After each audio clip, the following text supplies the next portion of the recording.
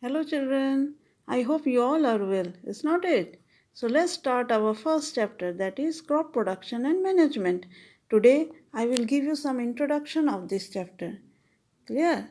As we know, all living organisms like green plants and animals need food for survival. Without food, nobody will able to survive.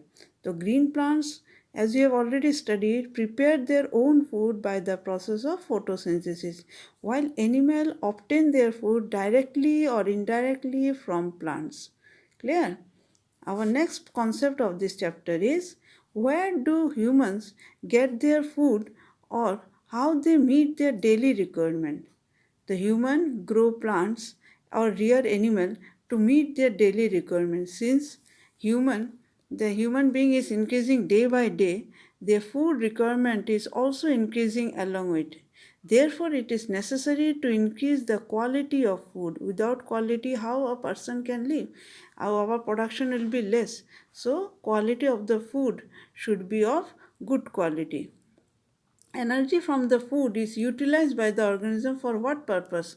We obtain this energy to perform various types of work like digestion, respiration and excretion. Without we get the energy from the food we eat. How does food requirement is achieved? कैसे मिल रहा है food हमें? The farmer is growing crop on the field and to fulfill our demand they are working hard and hard. Thus agriculture makes possible to sustain a huge population at one time. Clear? Now the next concept of this chapter is what do you mean by crop? If we plant only a single plant, whether we call it as a crop? No. When crop is a plant of the same kind that is grown on a large scale, that when you grow plants on a large scale to get useful product, that is known as crop. If we plant only a single plant, we never call it as a crop. For example, when wheat grown in a field, the wheat plants grown in a field are called wheat crop. There are many, suppose rice plant grown in a field, they are known as rice crop. We have already studied there are different types of crops. There are cereals, vegetables and fruits, is not it? In our junior classes also you have studied there are different types of crop जिसे हम लोग कहते हैं cereals, vegetables and fruits. What do you mean by cereals?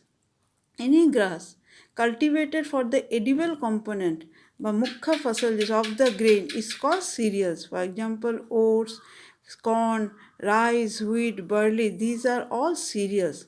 Now what comes vegetable? Any part of the plant which is consumed by human is called food. It covers nutrition deficiency and derived minerals and different types of vitamins. For example, ladyfinger, cabbage, pea, capsicum, various types of vegetables are there in the market. Next is what is fruit? Fruit are the seed bearing structure of flowering plant. For example, banana, apple, mango, guava, these are all different types of fruit. Now comes types of crop which you have to study in this chapter. Crops are grown on the basis of temperature, humidity, rainfall. These temperature vary from one place to another. So every place does not have the same types of crop. According to the season, according to the temperature, we are growing different types of crop. The two types of crops are there. One is Kharif, another one is Rabi. The Kharif crop are those crops which are shown in the rainy season.